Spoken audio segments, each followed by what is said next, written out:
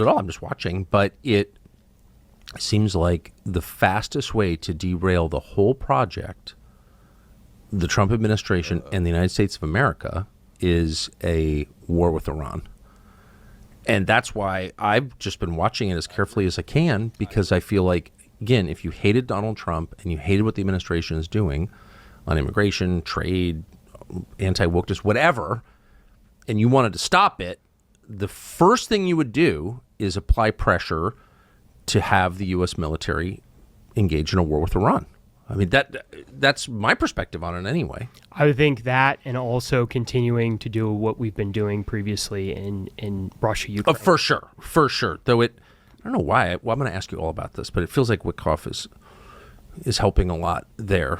God bless.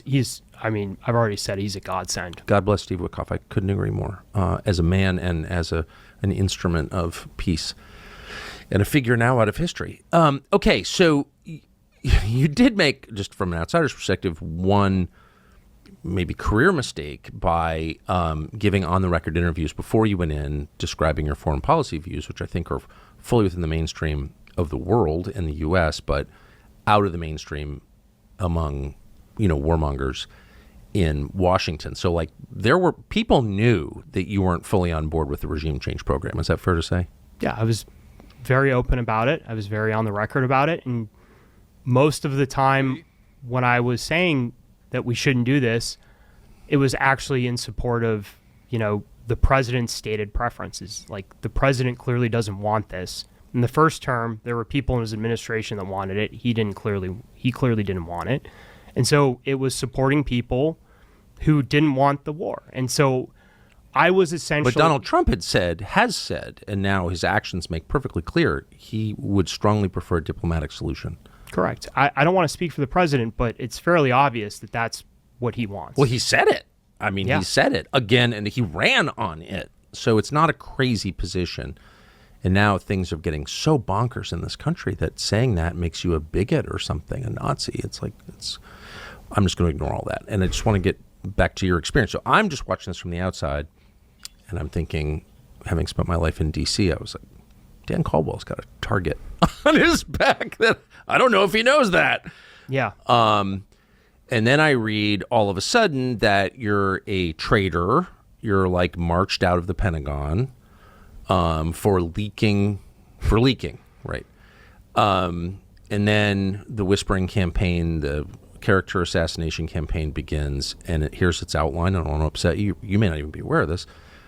Dan Caldwell leaked classified information to liberal media outlets, to the media, to NBC News, for example. So I just want to be totally direct with you. Did you leak classified information against the wishes of your superiors to media outlets? Absolutely not. Did you photograph classified material and then text pictures of that material to an NBC News reporter? Absolutely not. And I have not spoken to an NBC reporter while at the Pentagon.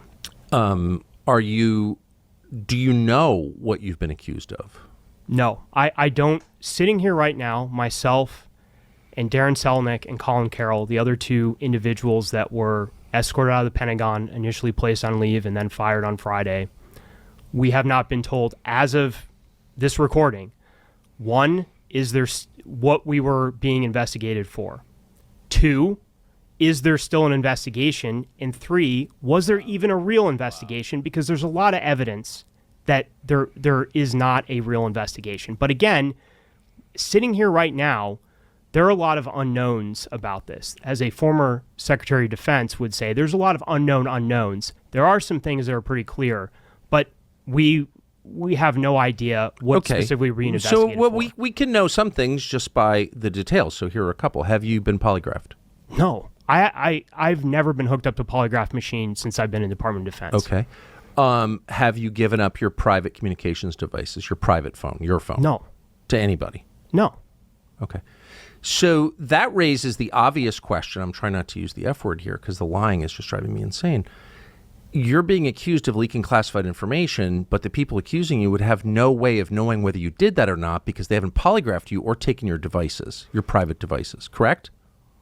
I mean, there are... You can't even make the allegation because there's no conceivable way you can prove that. Let me just say, there are so many different things that would prevent me from doing the things that you've laid out. And again, I don't even know if that's what I'm really being investigated for, again, if there's a real investigation. But all these, the point is so what I have told some people who have asked me about what's going on is I would repeat something that I heard in the Marine Corps in our work up to Iraq. I believe it was in something called a combat hunter course, which isn't what it sounds like. It's actually about observing things better.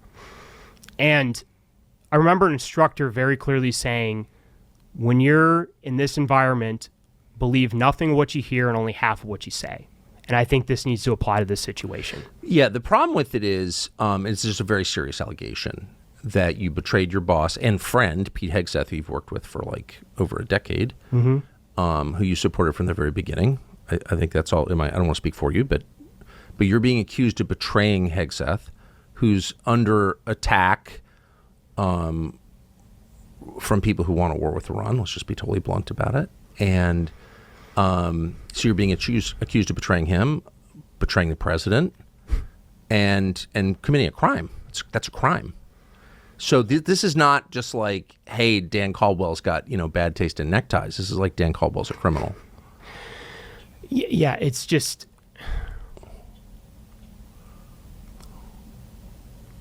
There's sometimes I think it just hasn't fully set in with me and Yes. what's going on. And I want to talk about the two other gentlemen that are going through this with me. And what's going on with them in some ways is more infuriating because, as you said, I have a public profile. I took some what shouldn't be controversial positions, but are. And, I was out there, advancing things that a lot of people in the foreign policy establishment didn't want. Doesn't justify what's happening to me, but that, let's just be honest, that is the nature of the games played in D.C. Darren Selnick and Colin Carroll are patriots. Let me talk about Darren a little bit. Darren's another person that worked with Secretary Hegseth for over a decade. He is somebody who's spent decades working around veterans and military health issues. He served in the first Bush administration at the VA. He served a critical role in the first Trump administration. He was a key player in advancing the VA Mission Act, one of the greatest accomplishments of the first Trump administration, which fundamentally reformed how the VA delivers health care. Darren, I think, can go to bed every night saying he saved thousands of veterans' lives because of the reforms he helped advance. He's an Air Force veteran. In between his stints in government, he worked at Concerned Veterans for America with me and Pete, helping develop revolutionary reforms to the VA that in large part were implemented by the first Trump administration. To come back, he left his nice life in Oceanside, California. His wife, stayed behind, and he got, a crummy apartment in Arlington, Virginia, and worked sometimes 16, 17-hour days to advance the secretary's agenda. He played a key role in ripping out woke and DEI nonsense from the administration. Darren was a key driver of that.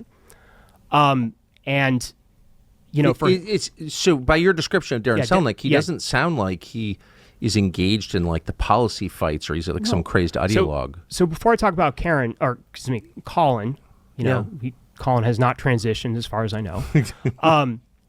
But I don't actually know what Darren Selnick and Colin Carroll think about Iran. Darren Selnick could be a secret 12er Shia for all I know. Colin Carroll could want to, nuke Iran until the sand glows. Darren was he was deputy chief of staff focused on back-end office operations and personnel and military health policy. Colin Carroll, let me talk about Colin because he's, I think, an incredible individual too. Colin was a Naval Academy graduate. He served as a recon Marine in combat. Then he literally became a rocket scientist, working in tech, working in companies like Anduril, and he was Steve Feinberg's chief of staff. Colin's focus was on science, R&E, and budget. He was down and in. And these gentlemen were patriots, and they did not deserve to, none of us deserve to get treated this way, but in some ways angers me more than what's going on with them. And it's not even clear. mean, I should just say at the outset that the Pentagon DoD is the largest human organization in the world, has more people than any. Correct. I think in the history of the world, and there's a lot at stake. The future of the world's at stake. It's DoD. They have nuclear weapons, and so the pressure exerted on that agency. Well, there you have it, guys. So this guy Caldwell. So shout out to him for speaking out, guys. This takes a lot of balls, but he spoke out about getting fired. Him and two of his other colleagues who were under this guy Hexeth, and the only reason they fired him is because he's against regime change in Iran. So not only does Netanyahu, when he came with his war plan to Trump, not only does he want to attack the fake nuclear sites in Iran that you can't do anything about, but he wants to do a full-blown regime change, which involves U.S. military on the ground operations, because that's the only way you could do that in a country like Iran. But, maybe Trump's the one opposing all this shit, But the thing is, they have their tentacles wrapped around our government, guys, that there's nothing you could do, right? And who's firing these people? That's the crazy part. Is like, who the hell is actually walking these people out, right?